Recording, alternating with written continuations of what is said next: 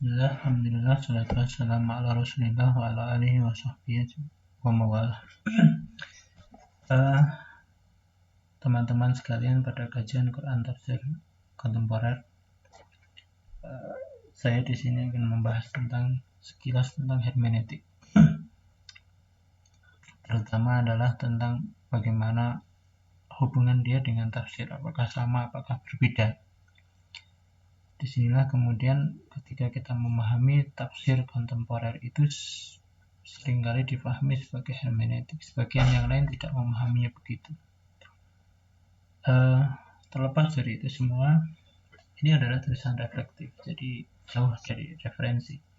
Karena ini adalah tulisan yang saya baca dari tulisan yang hasil dari sekian pembacaan saya sekian tahun, dan dari sekian bahan kajian bahan-bahan yang bisa saya baca, sehingga tulisan ini tidak lepas dari kekurangan. Kekurangan itu bisa jadi karena ada data-data yang memang saya tidak maksud tulis di sini, karena ini saya maksudkan tulisan ringkas. Yang kedua, data-data itu bisa jadi memang tidak saya butuhkan begitu. Atau bisa jadi sebabnya adalah karena memang data yang saya punya itu masih terbatas, masih ada data yang lebih luas, lebih banyak daripada ini. Maka kritik, saran dan sebagainya harus siap saya terima.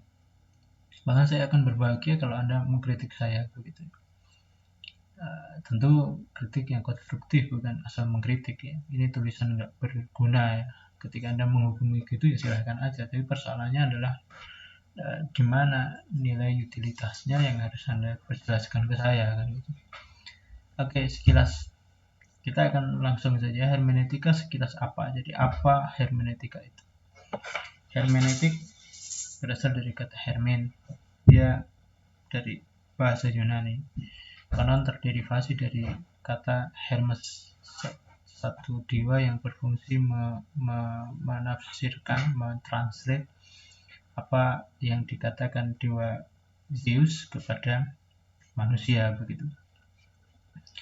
Nah, kemudian hermeneutika dalam literatur modern sering dipahami menjadi tiga makna ini. Kalau tidak memahami, understand, maka explain, menjelaskan. Kalau tidak ya translate. Tiga makna ini. Terserah Anda mau mengcover tiga-tiganya atau salah satunya, maka tidak terlepas dari ini. Ini yang saya pahami dari Palmer. Yang kedua adalah hermeneutika memiliki ruang tentang sejarah yang panjang dalam pengkajian, mulai dari persoalan teologis hingga filsafat. Artinya ketika kita bicara persoalan kompatibilitas antara tafsir dan hermeneutik, apakah itu sama atau berbeda, maka ketika Anda bilang sama dengan hermeneutika yang mana? Apakah hermeneutika filsafat atau hermeneutika ilmu atau hermeneutika yang lain? Ataukah itu pada kajian teologis ala hermeneutik biblikal atau yang lainnya? Jadi rentang yang panjang ini mengharuskan kita kemudian detail betul. Jadi kalimat hermeneutika sama dengan tafsir itu adalah kalimat global, ijmal atau mujmal dalam bahasa Arab. Maka harus ada tabyin di situ, harus detailisasi, harus ada detailnya di situ. Jadi detail makna ini kemana? Kalau tidak detail, maka kita nggak bisa jawab, harus detail dulu. Kalau kita bilang bahwasanya tafsir adalah sama dengan filsafat, nah ini persoalan. Nah, persoalannya sudah panjang dan sudah menghabiskan energi di zaman medieval Islam itu ya, zaman pertengahan itu. Oke. Jadi ringkasnya, kalau saya pahami adalah usaha memahami makna latin dari sebuah ungkapan. Jadi kalau kata itu ada ungkapannya, ada kalamnya, maka di situ ada maknanya. Ketika ada maknanya, itu sering disebut sebagai manifest meaning. Jadi makna itu adalah manifest meaning. Kemudian ada latent meaningnya, atau kemudian disebut dengan maksud. Nah, yang dipopulerkan sama Nasr Hamid Aziz sebagai maghza. Ya. Jadi sebuah kata itu selalu ada makna. Makna ini selalu ada konteks. Nah, konteks inilah yang disebut dengan maghza. Jadi atau dalam bahasa Inggrisnya disebut significance. Nah, ini persoalan hermeneutika adalah signifikansi. Bagaimana mengkontekstualisasi sebuah kata dan maknanya dalam konteks yang berbeda. Ini persoalan hermeneutik. Yang saya pahami begitu. Nah, terlepas ya ini karena ini peringkasan ya, namanya peringkasan, maka di situ ada banyak hal yang tereduksi jelas. Tapi persoalannya adalah sisi universal dari sekian kajian-kajian hermeneutik itu saya kira mengarah ke situ. Sisi yang sama dari sekian kajian hermeneutik adalah bagaimana mengkontekskan sebuah makna yang hidup pada satu konteks tertentu tetap hidup pada konteks yang lain. Nah, kalau katanya itu adalah bungkusnya saja kan begitu. Kata filosofisnya adalah mewakili makna yang ada dalam pikiran. Ya, karena kata itu terucap dalam pikiran. Dari pikiran kita kan. Pikiran bukanlah kata, tapi kata mewakili pikiran. Jadi kita harus kasih garis pembeda betul antara kata dan pikiran gitu.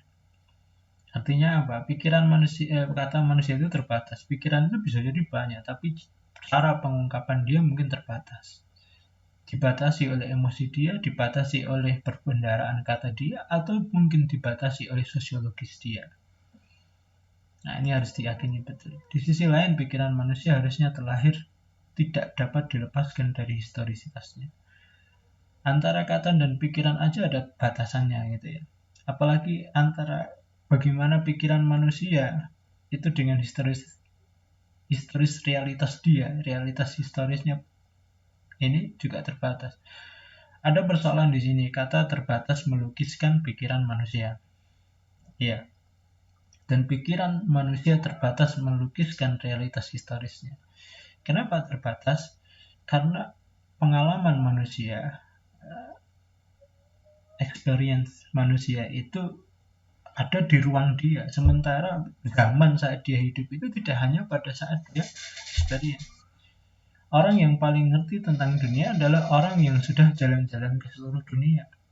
Kalau kita hanya lihat kita lahir di gunung, kemudian tumbuh di gunung, dewasa di gunung, kemudian kita bicara dunia, itu tidak melambangkan dari dunia saat itu seperti itu gitu. Tapi ketika kita sudah berpindah-pindah, ruang experience kita, ruang pengalaman kita itu luas, maka kemudian bahasa kita, pikiran kita dalam mendeskripsikan dunia itu pun juga akan luas. Ketika deskripsi kita terhadap dunia luas, maka pikiran kita, deskriptif kita, pikiran kita luas terhadap dunia, maka kata-kata kita pun juga akan luas. Dan begitulah alurnya. Terbaliknya begitu. Kalau orang ngomongnya itu luas, empuk dan sebagainya, maka pikiran dia juga begitu. Maka ruang pengalaman dia juga akan begitu. Realitas itu objektif. Kalau kita mau bagi tiga tadi ya, jadi ada realitas, ada pikiran, ada kata. Realitas itu objektif. Pikiran itu subjektif. Karena dia ada dalam ruang subjek kita, dia nggak keluar gitu. Nah, sekarang persoalannya kata itu apa? Apakah dia subjektif atau objektif? Nah, ini persoalannya. Jadi saya tidak mau jawab itu dulu gitu ya. Oke, silakan Anda diskusi. Jadi kalau realitas itu subjektif atau objektif? Oke, realitasnya itu sendiri harusnya dia objektif. Artinya dia lepas dari pikiran kita. Hanya kemudian tafsir realitas itu adalah udah pikiran ya. Tapi kemudian ketika kita mengatakan dia menjadi subjektif atau objektif. Nah, karena dia mewakili dua hal, mewakili pikiran dan mewakili realitas. Saya tidak tahu apakah filsafat sampai membahas begini atau tidak. Oke. Relasi triadik hermeneutik. Jadi di sana ada author, ada teks, ada reader. Kita lanjutkan ya meskipun azannya. Daripada saya memotong dulu gitu ya. Jadi ada author, ada teks, ada reader. Ini relasi. Dan memahami itu adalah teks. Nah, teks di sini sebenarnya adalah dia lahir ada author. Dia lahir oleh author. Author ini ada dalam historis dia. Jadi ada ruang dan waktu historis dia. Maka dia berbicara menurut pengalaman dia. Nah, reader ini juga punya ruang historis sendiri, punya waktu historis sendiri yang kadang berbeda. Apakah teks yang lahir dalam ruang historis tertentu, dalam masa historis tertentu, itu harus dipahami sama dengan di ruang itu, ataukah sesuai ruang dan waktu historis pembacanya? Ataukah gimana gitu ya? Nah, disinilah persoalan hermeneutik. Ada orang yang lebih menguatkan leadernya, ada penganut hermeneutik yang lebih menguatkan leadernya, mereka kemudian disebut sebagai hermeneutika subjektif. Ada yang menguatkan objektivitasnya, ya, objektivitasnya pada teks, ya, pada teksnya gitu ya, pada objeknya, ya, bukan pada subjek pembacanya, tapi pada objek. Nah, objek itu nanti bisa teks, bisa author. Ketika Anda mengkaji pada autornya atau pada teksnya, itu ada berarti hermeneutika subjektif. Ketika pemahaman itu sifatnya adalah konstruktif, bukan rekonstruktif, gitu. Ketika kita ini sedang mengkonstruk, ada teks itu kita konstruk, gitu. Maka Anda adalah hermeneutika subjektif. Tapi ketika Anda harus merasa, harus merekonstruksi pemahaman yang dulu ada, itu harus direkonstruk ulang, maka itu berarti Anda adalah hermeneutika objektif. Sederhananya begitu. Meskipun nanti ada antara objektif dan subjektif ini ada pertentangan. Ada banyak pemahaman di situ. Tapi saya sederhanakan aja. Tentu penyederhanaan itu ada pengurangan, ya. Nah, tapi pengurangan itu juga tentu harusnya berbasis pada reference, berbasis pada pembacaan, ya. Bukan asal disederhanakan gitu ya. Karena kalau saya asal mensederhanakan nanti jadi masalah juga. Oke, hermeneutika hari ini sederhananya dapat difahami 3 bentuk. Sebagai metode penelitian, alat penelitian, 2 ilmu. Dia lawan dari Leibniz kalau gitu ya. Lawan dari menjelaskan, lawan dari explain, ya, di understanding lawan dari explaining gitu ya. Beda dengan kajian-kajian kalau eksakta itu kan dia menjelaskan gitu ya, jadi menjelaskan fenomena objektif. Sementara kalau memahami itu adalah mengedepankan subjektivitas cara kita membaca. Dari realitas manusia itu hanya subjektivitas, tidak ada yang objektif dari realitas manusia, kira-kira begitu. Dia adalah kajian filsafat, tidak lepas dari ini. Nah, kalau kita bilang sekarang hermeneutika itu sama dengan tafsir, sekali lagi ini harus kita kaji kemana gitu. Sebagai sebuah metode, sebagai sebuah ilmu memahami, atau sebagai kajian filsafat. Hermeneutika sebagai alat memahami dilihat dari objektivitas, subjektivitas pemahaman. Seperti tadi saya bilang, dapat diklasifikasikan menjadi 2, yaitu memahami itu bersifat subjektif dan memahami itu harus objektif. Saat pemahaman itu harus objektif, maka standar objektif itu di mana? Penuliskah atau tekskah? Di sini, nah ini catatan saya ya. Ini sama seperti tadi. Di sini jika memahami itu adalah subjektif, maka author itu sering dihukumi mati. Jadi kalau subjektif, maka reader itu punya subjektivitas sendiri yang harus berbeda dengan, atau bisa jadi tidak harus sama dengan subjektivitas author. Jadi kalau ini 2 hal yang berbeda, maka ya kita tidak perlu gubris author, maka author itu mati. Jadi teks apapun jadi menjadi hak pembaca gitu. Yang tersisa adalah teks yang harus disubjektifkan dalam subjektivitas pembaca. Jadi kalau sudah author is dead gitu ya, maka yang ada adalah ya pemahaman itu sesuai kita. Kita memahaminya bagaimana? Tentu tidak asal. Kalau mau jadi ilmiah tidak asal. Jadi di sana ada aturan-aturan, ada validitas dan ada reliabilitas. Jadi kalau Anda di dunia ilmiah, 2 hal itu tidak bisa dilepas. Artinya kalau salah satu syarat reliabilitas, kalau memakai pola subjektivitas Anda itu dipakai dengan cara yang sama seperti yang Anda pakai, maka hasilnya akan sama. Itu namanya reliabilitas atau transparansi, dan apa satunya istilah dalam kualitatifnya gitu. Intinya ketika kita memahami itu sebagai pemahaman sebuah subjektif, itu adalah subjektif, maka ya sudah, yang hidup adalah subjektivitas pembaca. Author itu sudah mati, the author is dead, atau was dead. Kalau was dead memang sudah mati dia. Oke, meskipun dia masih hidup gitu. Nah, tapi jika memahami itu adalah objektif, maka reader harus merujuk pada teks atau autornya. Nah, pada teksnya beberapa pelaku hermeneutik dia mengkaji merujukkan pada autornya seperti Schleiermacher gitu ya. Kemudian ada yang merujuk pada teksnya termasuk Hirsch gitu ya. Jadi dominasi teks atas dua relasi yang tadi ya antara reader dan author gitu ya. Tapi kalau Schleiermacher dominasi author atas teks dan reader gitu ya. Nah, kalau yang beberapa yang lain kemudian reader ini menurut kayak Bultmann dan yang lain, reader itu mendominasi atas author dan teks. Nah, itu ya. Kemudian untuk ini harus merujuk pada salah satu ini. Oke, ada yang kemudian menggabungkan itu. Makanya kemudian hermeneutik ini berkembang menjadi sekian varian ya. Varian masing-masing itu berbeda. Ya. Makanya kemudian kalau kita bilang ini sama dengan hermeneutik, tafsir adalah sama dengan hermeneutik yang mana, persamaannya di mana? Itu harus didetailkan dulu. Kalau nggak detail ya saya nggak bisa menghukum. Kita pun nggak bisa menghukum. Masa manusia sama dengan hewan itu? Apakah laki-laki sama dengan perempuan? Jawabannya apa? Ya kalau saya sama-sama manusia.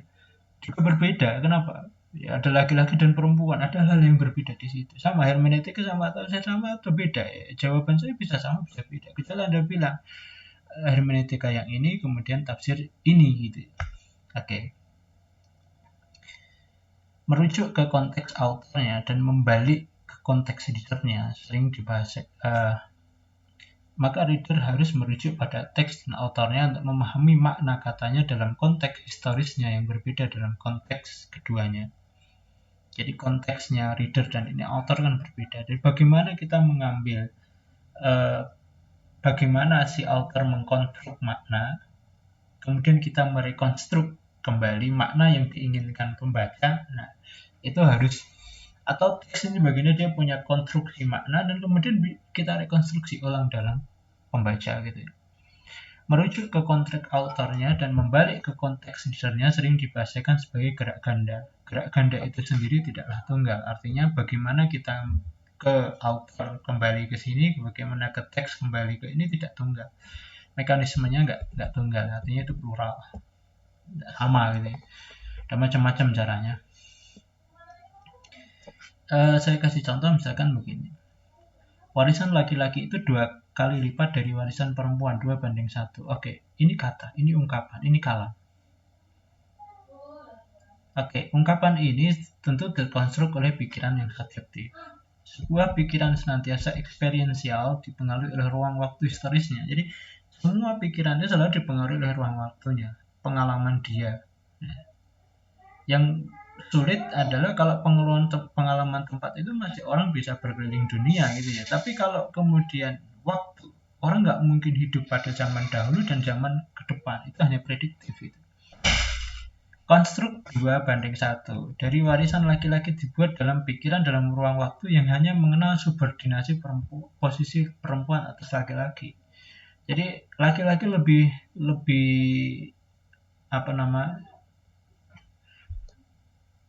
tinggi daripada perempuan. Perempuan lebih rendah dari laki-laki. Maka karena dia lebih rendah, maka dia harus 1:2 untuk menunjukkan konstruk ini. Struktur ini pengakuannya ya bentuknya begitu. Ya. Kalau dibikin sama ya maka struktur yang ada ini tidak menjadi sama juga. Logikanya jika ruang waktu historisnya berubah, maka pengalaman penulisnya pun, autornya pun akan berbeda dan pikiran yang mengkonstruksi kata pun akan berbeda. Di sini kita bisa membayangkan kalau di satu dunia yang realitasnya menyamakan laki-laki dan perempuan emansipatif misalkan gitu ya, tentu konstruksi 2:1 itu akan menjadi masalah kan ini. Tapi dalam ruang yang memposisikan atau dalam satu keluarga yang laki-laki lebih dominan daripada perempuan misalkan itu nggak jadi masalah. Tapi dalam keluarga yang bisa jadi nanti terbalik, perempuan yang lebih dominan bisa jadi konstruksinya tidak 2:1. Duanya untuk perempuannya bukan laki-laki. Ini yang disebut dengan konteks. Jadi konteks, konstruk. Nah, konteks itu dikesankan oleh pikiran manusia dan terkonstruksikan dalam kata-kata. Oke, kira-kira seperti itu sederhananya ya. Jadi persoalan hermeneutika itu ya persoalan konteks. Maknanya bisa jadi sama ya, katanya sama, maknanya sama. Tapi kemudian konteksnya dalam maksudnya, dalam signifikansinya, bagaimana dia tetap hidup pada konteks yang lain, itu menjadi sesuatu yang jadi persoalan hermeneutika. Nah, cuman persoalannya nanti satu hal, bagaimana kita membuat ukuran bahwasanya konstruk ini benar dan konstruk itu salah. Makanya sebagian orang mengatakan hermeneutika itu membuat bahwasanya pemahaman itu subjektif, relativity, relative subjectivity. Jadi subjektivitas yang relatif itu. Ini persoalan lain dalam hermeneutika. Silahkan ya nanti didiskusikan gitu ya. Tafsir dalam studi Al-Quran dapatkah disamakan dengan hermeneutika? Oke. Ini persoalan yang penting yang ini ya. Jadi saya ingin Anda ini clear ya. Jadi ada clear. Silakan belajar hermeneutik, silakan belajar tafsir, tapi kemudian dudukkan duanya dalam persoalan yang benar. Dalam porsi yang tepat itu ya. Oke. Kalau memang tepatnya adalah disamakan ya samakan. Tepatnya dibedakan. Kalau yang lain silahkan gitu ya. Artinya saya tidak mau membatasi porsi tepatnya yang mana gitu ya. Itu belum waktunya untuk Anda gitu. Nah, persoalan dapatkah hermeneutika disamakan dengan tafsir ini menjadi perdebatan di kalangan pengkaji Al-Quran atau kaum muslim secara umum. Poin persoalan adalah perbedaan karakter teks suci dan dengan teks sastra. Jadi persoalannya di sini. Artinya apa? Apakah teks suci dan teks sastra itu sama? Atau teks secara umum dengan teks suci itu sama gitu. Yang bermula dari perbedaan entitas hakikat pengarangnya. Jadi ya kalau kita bilang itu sama, maka tidak peduli ya, ini Tuhan sama bukan Tuhan. Yang penting dia pengarang gitu. Nah, jadi perbedaan karakter ini yang menjadi persoalan. Yang setuju tentu berkonsentrasi pada persamaan mekanisme duanya. Jadi mekanisme tafsir sama mekanisme hermeneutik ini sama-sama ilmu memahami gitu ya. Dan menggali persamaan dan mengesampingkan perbedaan. Jadi tentu kalau ingin ini ya harus dikesampingkan perbedaannya.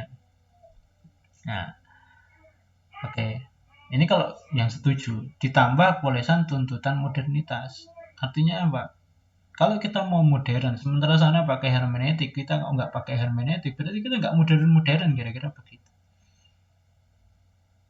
Jadi kalau kita mau modern ya pakai alat-alat modernitas yang dipakai oleh bangsa modern gitu ya. Kira-kira seperti itu. Nah, ini persoalannya ya. Yang tidak setuju tentu mengedepankan kenyataan titik perbedaan keduanya, meski harus merekonstruksi makna modernitas yang berbeda dengan konsep modernitas umumnya. Artinya kalau kita bilang hermeneutika berbeda dengan tafsir gitu ya, maka kita akan mengatakan teks Tuhan, teks Allah, teks ilahi itu berbeda dengan teks sastra, bahkan teks umumnya. Kalau ini berbeda, maka konsep modern itu tidak harus disamakan antara modernnya Islam dengan modernnya umum gitu ya. Modernitas hari ini gitu ya. Itu tidak perlu disamakan. Jadi kita punya konstruk sendiri yang namanya bagus, namanya modern, yang namanya hebat, namanya istimewa, tamayus di Islam itu adalah punya konsep sendiri. Ya misalkan ketika kita ibadah pada Allah miskin nggak apa dan seterusnya asal kita bisa tauhid la ilaha illallah misalkan begitu ya. Artinya rentang ini dua ini panjang sekali ya. Jadi nanti ada yang mencoba di akhirnya kita baca lagi. Perdebatan itu harus dituntaskan. Artinya apa? Kalau ini benar itu benar kan ya nggak mungkin kan. Ya, salah satu harus benar. Nah, secara personal artinya kalau secara pribadi kita ini harus bagaimana gitu ya. Kalau kita nggak mau debat-debat terlalu jelimet detail tentang hermeneutika ya, terus kita gimana? Oke. Ya secara personal penuntasan itu ada 3 kemungkinan. Kemungkinan pertama terima aja lah hermeneutika sebagai sebuah ilmu sama dengan ini, sama total atau alternatif silakan lah gitu ya. Udah nggak usah direpotkan lah itu. Ini bisa kita memahami Quran bisa pakai tafsir, bisa buat tafsir sama ini sama. Kalau nggak sama ya paling nggak ini alternatif. Kalau tafsir nggak dapat ya pakai alternatif hermeneutik lah, gitu selesai, kan nggak usah repot-repot. Saya bilang ini personal ya, saya tidak bilang ilmiah ya. Yang kedua, menolak hermeneutika total dan membedakan tafsir dan pemahaman hermeneutik. Ya sudah, kalau beda ya beda ya, sudah nggak perlu mikir hermeneutik, nggak usah ya. Udah cukup pakai tafsir. Tafsir aja dipelajari sampai kita mati pun kadang nggak paham tafsir gitu ya, atau nggak bisa memproduksi tafsir gitu. Ngapain repot-repot dengan hermeneutik, kira-kira begitu. Terus kita nanti gak jadi modern. Nah, modern sama gak modern ya logikanya saya sudah bilang tadi. Kalau kita punya harus tafsir, maka tafsir itu rentangnya panjang, dulu dipakai zaman dulu, zaman sekarang, zaman besok. Kalau kita mau terima hanya tafsir saja ya nggak usah mikir modern pada zaman ini gitu. Jalani aja kan, kira-kira begitu. Nggak usah mikir modernitas lah kira-kira. Yang penting paham Quran, ngerti Quran, beribadah dengan baik, kemudian mati dengan husnul khotimah, kemudian seterusnya. Di akhirat kita bahagia, selesai. Perkara nggak jadi kaya, nggak seperti yang lainnya, itu nggak usah jadi masalah kan gitu. Kalau kita nolak hermeneutika kan gitu. Sisi yang lain kemudian, nah ini agak susah ya, ini agak repot kombinasi. Jadi menerima sisi yang sama dari hermeneutik, menolak sisi yang beda, dan lebih penting dari itu adalah sisi logis dan tidak logisnya. Yang logis ya dipakai, yang tidak logis ditolak. Nah ini kerjaan orang-orang pintar kira-kira gitu ya. Kalau nggak pintar ya agak susah mengkombinasikan dua hal yang berbeda kan gitu. Pilihan ini adalah pilihan ideal dan harusnya adalah pilihan ilmiah. Jadi ilmiah itu memang yang ini. Cuman persoalannya adalah rentang yang diterima dan ditolak itu memiliki ruang yang luas. Artinya mana yang harus ditolak dan mana yang harus diterima itu luas. Dan kenapa menolak dan kenapa menerima ini lebih repot lagi. Jadi mananya yang diterima, mana yang ditolak, mana yang sama, yang mana yang beda, dan kenapa, itu yang lebih repot lagi.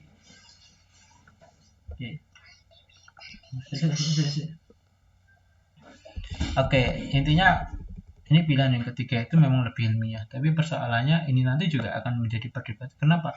Ya karena ruangnya sangat luas sekali. Kanan kiri, misalkan ya Islam kanan, Islam kiri. Yang paling enak ya jadilah kanan, yang paling jadi radikal yang nggak apa-apa, militan juga nggak apa-apa, atau jadi kiri liberal gitu ya. Tapi kalau jenengan mau jadi modern ya radikal juga enggak, mau liberal juga enggak, tapi Anda tetap meruang dalam modernitas, lah itu yang agak sulit. Sehingga kadang orang yang meruang itu kadang kok yo radikal, kadang kok yo liberal gitu kira-kira. Ya karena dia kombinasi. Itu memang kelasnya intelektual, kelasnya orang pintar gitu. Oke, jadi kalau begini kalau kita logika ngawurnya, bukan ngawur, yang logika terbalik yang ininya kan, kalau mau pinter ya kombinasi. Jadi jangan nolak total, jangan terima total. Yang baik dari hermeneutika ya diterima, kalau yang nggak baik ya ditolak kan gitu. Jadi kalau Anda orang pinter kira-kira gitu kan. Kalau hanya nerima total ya apa bedanya jenengan sama yang nolak total kan gitu. Sama aja kan gitu. Jenis kecerdasan itu. Hermeneutika terlepas pro kontranya ya. Terlepas dari pro kontranya, mulai menjadi istilah ilmiah. Ini saya ingin menggambarkan saja. Jadi kalau Anda mau menerima total, ini harus Anda harus Anda pertimbangkan. Kalau Anda menolak total, maka ini juga harus dipertimbangkan. Kalau Anda mau tengah-tengah, tentu tengah-tengah Anda dan saya akan berbeda kan begitu. Jadi dua hal yang harus kita sepakati gitu ya. Satu hal yang harus kita sepakati. Hermeneutika terlepas pro kontranya mulai menjadi istilah ilmiah kajian teks, tak terkecuali teks suci. Oke. Istilah mulai Quran hermeneutics, Fahmul Quran. Fahmul Quran itu kemudian hari ini disebut sebagai hermeneutik Quran. Atau hermeneutika Al-Quran mulai populer dan umum dalam pendengaran dan pembacaan kita. Terutama kalau Anda baca bahasa Inggris, maka kemudian hermeneutics ini sudah menjadi umum, mulai populer dan menjadi umum gitu. Jika itu dipahami secara etimologis itu sah-sah saja. Tapi sebelum masuk di situ, sekarang sudah menjadi umum gitu. Artinya kalau menjadi umum ketika Anda mau nolak per guliran ini ya, itu menjadi aneh Anda. Wong sana aja pakai, kita nggak pakai gitu. Apalagi dalam rumusnya Malik bin Nabi mengatakan penjajah itu bahasanya harus diadopsi atau harus dipakai total oleh yang terjajah. Apalagi kita secara ilmiah kita nggak punya otoritas gitu.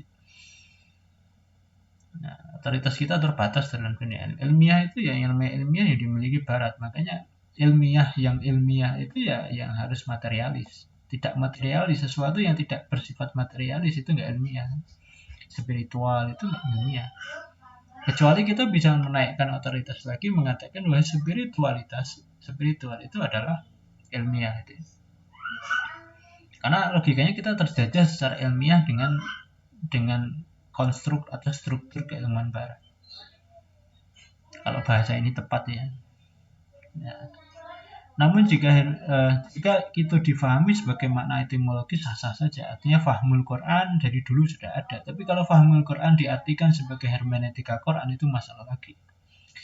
Karena nanti di bahasa Arab ada dua istilah, fahmul Quran, hermeneutikal Quran gitu ya. Gitu ya.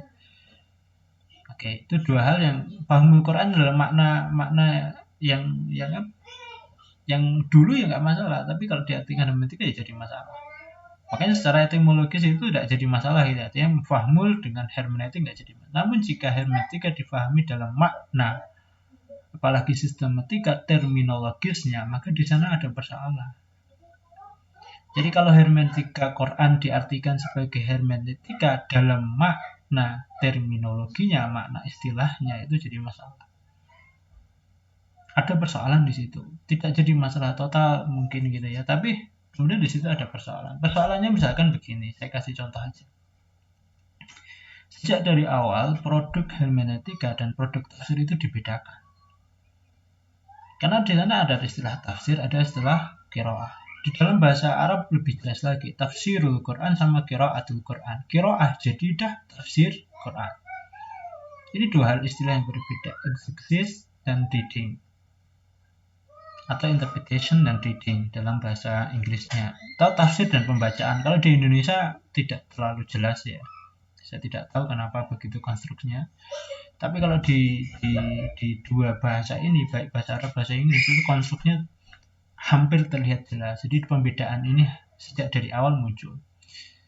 Nah, jika sejak awal keduanya dianggap sama secara falsafati atau ilmiah, maka urgensitas pembedaan istilah ini apa? Oke. Kalau ini sama, laki-laki sama perempuan. Kalau ini laki-laki itu sama dengan perempuan, ngapain harus dibedakan loh kira-kira gitu. Nah, sesuatu yang beda ya nggak beda kan gitu ya. Kalau sesuatu yang sama dari awal samakan kan gitu. Kalau secara falsafati, secara pemikiran atau secara ilmiahnya itu sama, ngapain harus dibedakan? Setelah ini masih dapat dihusnuzani, artinya kita mesti husnuzani. Itu istilah yang belum matang. Dan di dunia Islam sah-sah saja. Dulu antara Hasan, Soheh itu banyak perdebatan sampai kemudian dilegalkan. Tentu setelah dilegalkan itu yang istilah-istilah yang awal tidak bisa kemudian disatut menjadi legalitas tadi kan gitu. Oke. Pergerakan keilmuan seperti ini, pergerakan seperti ini harus difahami betul ya. Sehingga kita tidak kemudian asal terima itu. Ya kalau ini dianggap sama, kenapa dari awal harus dibedakan itu? Maka pembedaan ini harus dibaca dulu. Setelah kita tahu pembedaannya, kemudian kita harus samakan kalau memang sama. Oke. Kalau mau menyamakan gitu. Tapi kalau nggak menyamakan, ya memang udah beda dari awal kan kita selesai kan itu. Ini mungkin tidak penting karena beberapa orang istilah itu tidak penting mungkin. Saya tidak tahu ya. Artinya silakan ya dan kaji lagi ya. Penyesuaian istilah hermeneutika, ilmu tafsir dan tafsir masih belum tuntas. Artinya sekarang begini, ilmu tafsir itu bisa dibedakan jadi dua, teoritis dan praktis. Teori tafsir sering diistilahkan dengan ilmu tafsir, yang dia entitas berbeda dari ulumul Quran. Jadi ilmu tafsir berbeda dengan ulumul Quran. ilmu teoritis tafsir itu namanya ilmu tafsir. Tapi tafsir praktisnya, jadi ilmu praktis tafsir itu ya tafsir itu sendiri. Jadi ada sekian macam. Nah, teori tafsir inilah yang sebagian pengkaji Quran, Sohib, Bautot, siapa itu ya, yang saya referensinya nanti dicari lagi lah, atau kalau Anda mau butuh wapri aja lah gitu ya, atau tanya secara pribadi lah itu. Jadi teori tafsir ini menurut sebagian pengkaji, artinya tidak totalitas ya. Saya kenapa hanya nyebut sebagian, artinya ada pertentangan di sini. Kalau ada pertentangan, berarti apa? Yang lain memang masih memahami. Pertentangan ini akui pertentangan, jangan disamakan total gitu loh saya. Tapi juga jangan dibedakan total. Jadi tafsir dan hermeneutik itu jangan dibedakan total, tapi juga jangan disamakan total. Ada yang sama dan ada yang beda. Nah, persoalan mana yang sama dan mana yang beda ini yang menjadi perbedaan antara pengkaji. Oke, teori tafsir inilah yang menurut sebagian pengkaji Quran yang pantas disamakan dengan hermeneutika. Sementara tafsir itu bukan hermeneutika, tapi produk ilmu tafsir atau produk hermeneutik kalau kita tadi sepakat itu. Teori tafsir itu adalah hermeneutik gitu ya. Jadi kalau teorinya hermeneutik, ilmu tafsirnya itu hermeneutik, maka produknya adalah tafsir. Makanya pertanyaan kemudian, makna kalau hermeneutik itu benar, maka tafsirnya itu mana? Ya nggak akan ada. Produknya sama-sama tafsir, tapi ilmunya itu yang berbeda. Jadi pemahaman Quran itu produknya tafsir gitu ya. Kalau Anda mau membedakan ya qiraah tadi kan gitu. Kalau mau ini dianggap sama ya produknya sama-sama tafsir, hanya ilmunya berbeda. Bisa pakai ilmu tafsir juga bisa. Sehingga kemudian hermeneutika itu ilmu memahami Quran, logika memahami Quran, teori memahami Qurannya, bukan tafsirnya. Nah, di sini ruang ini nanti jenengan akan membedakan, nanti di situ banyak. Nah, logika memahami itu tidak tunggal sejak dari dulu. Ilmunya itu nggak tunggal. Ada logika, kalau menurut Jabir itu ada 3. Ada yang pakai Irfani, ada yang pakai Bayani, ada yang pakai Burhani. Ada yang pakai filsafat, ada yang pakai otak, ada yang pakai bahasa, ada yang pakai hati kan gitu ya. Oke.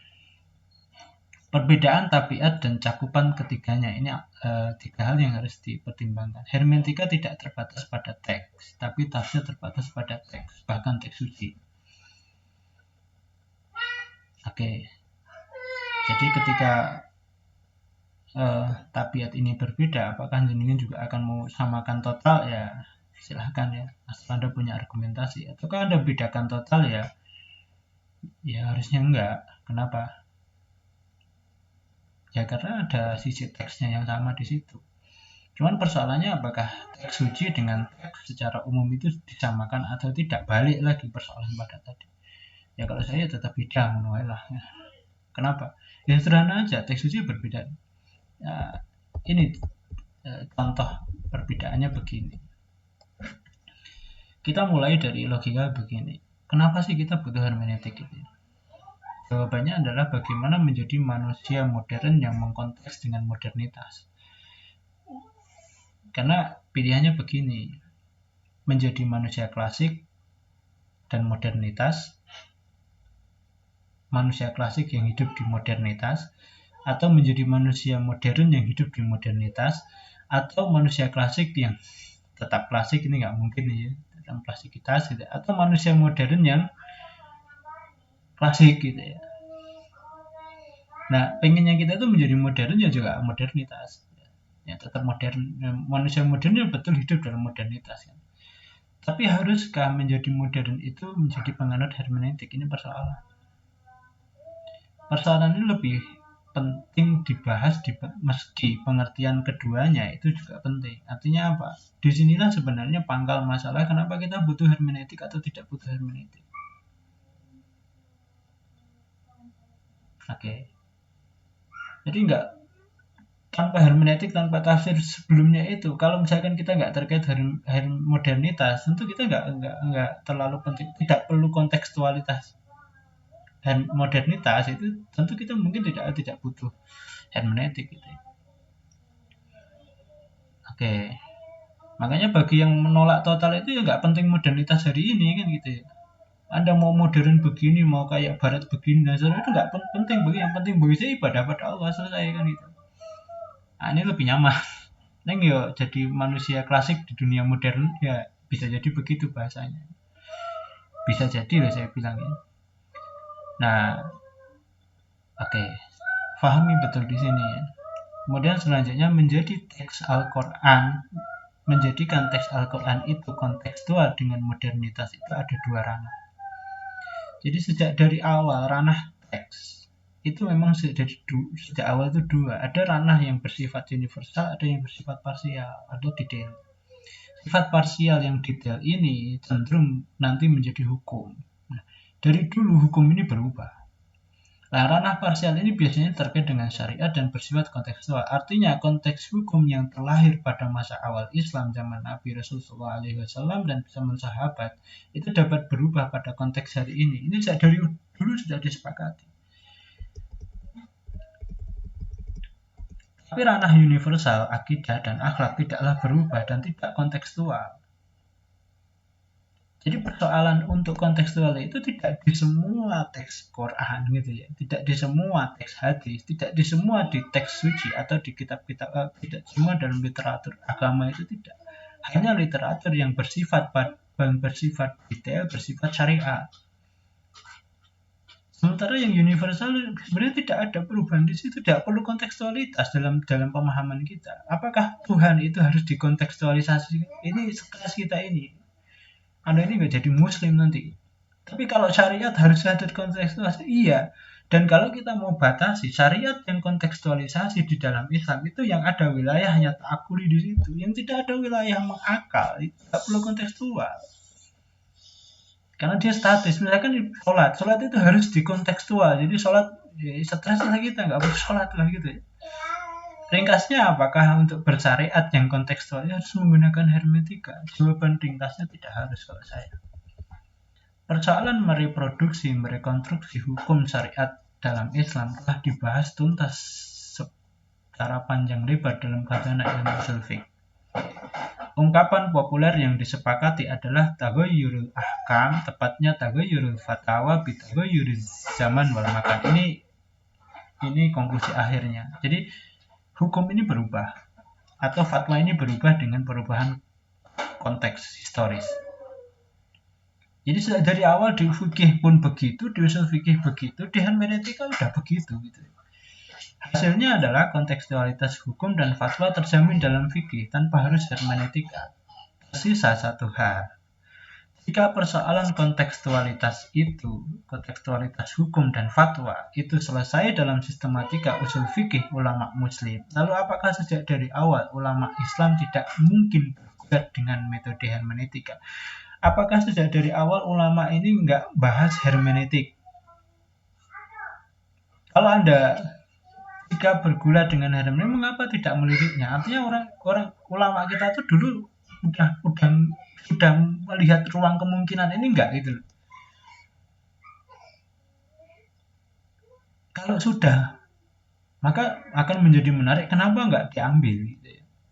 Kalau belum, masa berarti dulu enggak terpikir gitu ya. Padahal pergulatannya sama kan gitu. Ada persoalan yang kadangkala kita ini tahu sesuatu tapi tidak perlu kita pakai. Nah, kita tahu ilmu mencuri, apakah kita harus mencuri gitu ya? Jadi ulama dulu juga begitu. Mereka tahu tentang ABC, metode ABC. Apakah semua metode harus dipakai? Kan tidak harus juga. Kalau saya begitu. Tapi kalau Anda udah tertarik dulu, udah seneng dulu dengan hermeneutika, mungkin itu belum terpikirkan jawaban Anda. Jadi ulama dulu nggak mikir itu gitu ya. Ya, baru terpikir sekarang. Karena apa? Konteks tuntutan historisnya baru muncul sekarang. Jawabannya itu mungkin saja, kalau saya itu mungkin aja, tapi juga mungkin tidak. Kenapa? Ulama dulu itu kan suka prediksi, banyak fikih-fikih prediktif. Kamu masa memprediksi begini sulit kan itu. Saya bukan mengatakan banyak ulama dulu itu tidak lepas dari salah. Tapi apa mereka tidak prediksi ya? Bisa jadi sangat prediksi itu. Tapi mereka sengaja nggak milih itu. Itu saya lebih suka ini. Jadi saya menghormati mereka. Di samping juga saya mengatakan bahwasanya sekarang bahasan itu harus kita selesaikan, itu tidak ada di zaman mereka gitu. Karena mereka rata-rata punya karakter soleh yang sama gitu. Artinya logika prediksi ini harus Anda akui gitu. Ulama punya itu gitu. Oke, jawaban logisnya dari tidak terliriknya hermeneutika dahulu adalah tabiat teks yang berbeda. Ini yang saya lebih suka begini. Jadi tabiat teks Quran dengan teks sastra itu memang berbeda. Jadi kalau berbeda, maka hal itu bermula dari diskursus, dari wacana ijaz Quran. Nah, ijaz itu ada pada teksnya atau ada pada Allahnya. Ini perdebatan lama. Yang disepakati sampai hari ini adalah pada teksnya, bukan pada Allahnya. Kalau pada Allahnya nanti ada teori sirfah, ada teori sorfah gitu ya. Oke, Mu'tazilah. Tapi kalau yang disepakati adalah teks pada sastranya, pada balaghahnya, pada kalamnya, pada ungkapannya. Jika karakter mu'jiz ini dihilangkan, bisa jadi pilihan hermeneutik itu ada. Tapi karena teksnya ini adalah teks yang sifatnya mu'jiz, dia bisa mengcover padat dan samik manik gitu ya.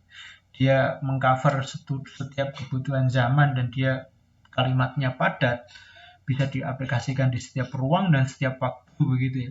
Maka nggak perlu hermeneutik. Jadi konteks dulu, konteks sekarang selesai gitu. Nggak perlu hermeneutik. Ngapain sih hermeneutik gitu loh kira-kira gitu. Karena hermeneutik itu melogikakan bahwasanya apa?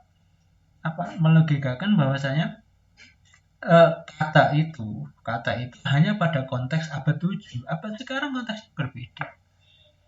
Oke, akhirnya mekanisme kias jika hakikatul kalam tidak menyukupi dengan logika ilatnya adalah pilihan terbaik dalam mengkontekstualisasi teks suci Al-Quran. Itu pun dalam persoalan detail. Ya. Karena persoalan kita dalam beragama itu hanya persoalan detail. Bagaimana dalam persoalan detail? Bukan persoalan yang Tuhan Esa ya selamanya Esa nggak jadi masalah. Tuhan ada itu juga nggak masalah. Apakah bertuhan dan menjadi manusia rasional, menjadi manusia yang itu menjadi satu persoalan? Enggak jadi persoalan kok sebenarnya. Maka persoalan kita adalah bagaimana beribadah sosial pada zaman sekarang yang berbeda dengan zaman dulu. Dulu tidak ada pabrik, bagaimana hukumnya perempuan bekerja di pabrik? Itu masalahnya itu aja kan. Oke, kira-kira seperti ini ya. Ringkasan tentang hermeneutik dalam kajian. Artinya ini menjadi luas dan saya tidak ini karena fokus saya adalah bagaimana Anda mengenal sedikit tentang hermeneutik dan mencoba kritis. Saya tidak mengatakan hermeneutik itu salah total, juga benar total juga tidak. Ada benarnya, ada salahnya. Tapi tingkat benar dan salah itu antara saya dan Anda tentu akan berbeda. Saya mohon maaf ketika banyak kesalahan. Silahkan berdiskusi, silahkan yang mau ketemu ya ketemu dengan saya. Kalau mau yang menghubungi saya silahkan menghubungi. Saya mohon maaf. Subhanakallahumma bihamdika asyhadu an la ilaha illa anta astaghfiruka wa atubu ilaik. Assalamualaikum warahmatullahi wabarakatuh.